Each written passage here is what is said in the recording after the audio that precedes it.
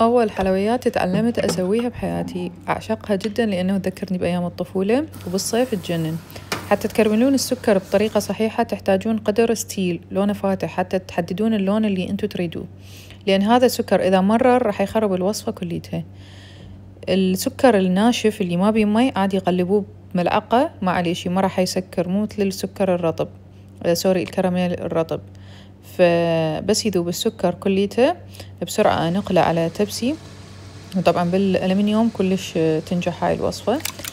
وبعدين أخفق 8 بيضات، أحط عليهم حليب دافي، لتر من الحليب الدافي بالتدريج، طبعا هذا مقدار كبير تقدرون تسوون نصه.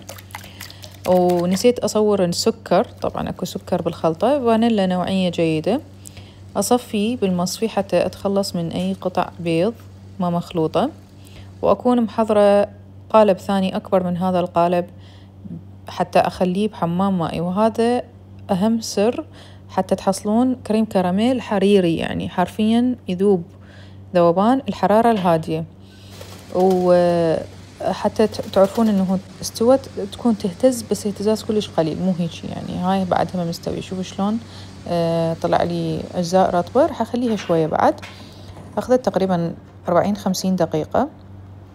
بعدين على الثلاجة ضروري على الأقل 3 ساعات تبريد، نقلبها ونستمتع. يعني هي تاخذ وقت طويل بس فعلا تستحق. وما أعرف ليش صاروا يضيفون خبز ويستعملون خلطات جاهزة، بس هي هاي الأصلية، هي هاي تسوى.